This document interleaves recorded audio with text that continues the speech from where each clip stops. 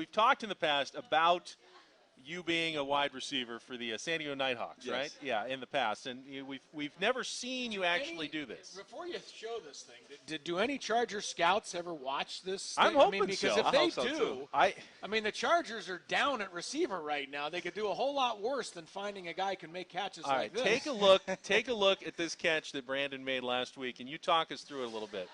Well, pretty much all It's pretty beautiful. Oh man, let's see that again. We get the replay here. Oh, okay, it's jumped. It's coming back. Oh, he's like scrubbing it back and forward. This is Odell Beckham Jr. I mean, that's the one that the Giants wide receiver Odell Beckham Jr. made last season, backwards, one-handed for the touchdown that basically made everyone in the country go insane. Yes. And that's the same catch, isn't it, Chris? Same catch. Odell Beckham Jr., by the way, made another one of those yesterday, but he was out of bounds. Yes. But And they still showed it on every They highlight still show. showed it every It's like, time you were anyway, out. It so- doesn't count. This counted. This that was a counted. touchdown. This counts as a touchdown. Yes. Yeah. That was my second touchdown of the year, by the way. It was just a pretty much just a trips left.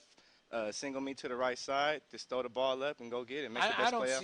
I don't see how your phone has not rung since you made that catch. Now that we've shown it on the program, I mean, somebody's got to give you a phone call. I'll tell you what. I mean, that's an unbelievable play. Thank you very much. I That's really unbelievable. appreciate it. Well, when you were making that play, did you like know? Oh my gosh, I'm doing something ridiculous here. Yeah, yes and no, because I guess I'm known for making spectacular catches like that, but to me it just comes natural. I just want the ball more than the defender does, so whatever it takes to get that touchdown. I just wonder if Odell Beckham Jr. works in the New York Giants cafeteria during the week because he doesn't have the same ability that this guy does to do both things. Cook and play football on the weekends. Absolutely, Yeah. absolutely. He's got a palate and he's got the hands. Yes. So congratulations on the catch. How did you guys Thank you. do this last weekend? Do you have a game? No, I had a bye week. Bye week. We have a game this weekend. Just though. okay. I am now your Twitter agent. So if anyone Right. GMs out there want to tweet me to see about the availability of Brandon, I will let you know All day. and we'll see if we can arrange. Why do something. I think that they don't need to get in touch with you? I'm pretty sure Brandon will be available. I just thought I'd add a middleman, an Okay. unnecessary middleman. An to that unnecessary way. middleman. Ben claimed it, so it's all Ben. That's All all, right, Ben. all right. I'll let you get back to work, and you can wave from us back there. all right. But we know I'm away from we here, know too. we know you're back there. Thank All you, right, Brandon. thank you. Thanks, Brandon. All right. Okay, I've got a couple of fun stats for you right now Okay. as well, Chris, because I know you like these things. I got two of them for you. Okay. First one, I was looking at the AFC West standings. Obviously, the Broncos now 4-0, Chargers and Raiders at 2-2, and the Chiefs at 1-3.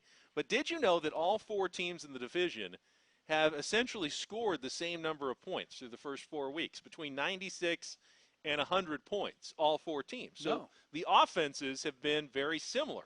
It's the defenses that have made the difference. The Except for the Broncos- Chiefs have got their 96 points on, 37 field goals? Well, the Chiefs actually lead the division. They're the team that scored 100. They've scored more points than All anyone right. in the AFC West.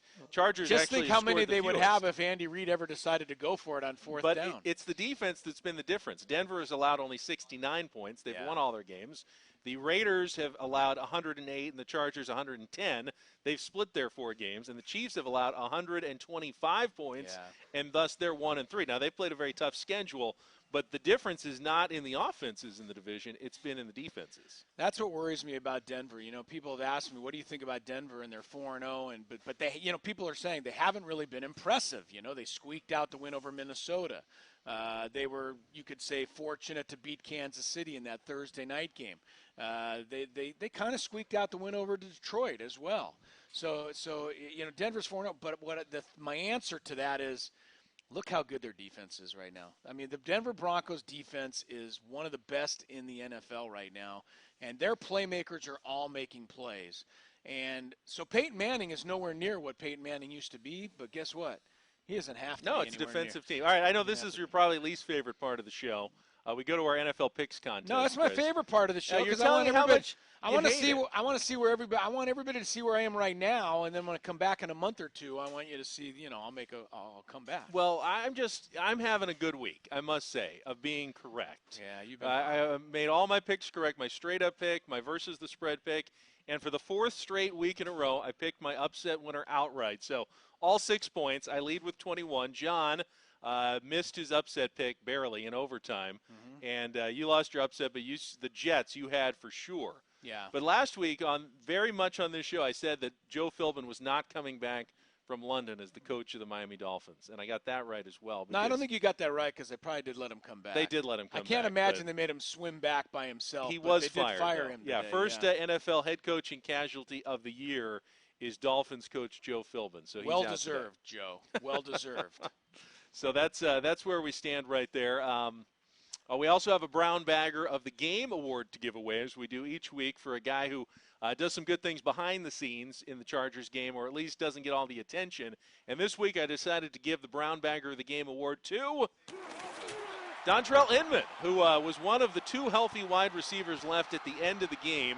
He obviously had the big 68-yard catch and run down to the 1-yard line that helped set up the final touchdown for the Chargers. But that's not why, or at least not the only reason why I gave Dontrell Inman the award. He was also a key blocker on a couple of plays downfield, including Danny Woodhead's 61-yard gain. Love it when I see the wide receivers out on the second or even kind of third level out there throwing a block that turned maybe a 30-yard gain into a 60-yard gain. It's the only way you can have a long run is if Exactly. your wide receivers block. People don't realize that. Everybody thinks everything's on the front, the up front 5 guys. Well, they have to create a crease for you. But if your wide receivers don't block downfield, you're not going to get more than 15, 20 yards. So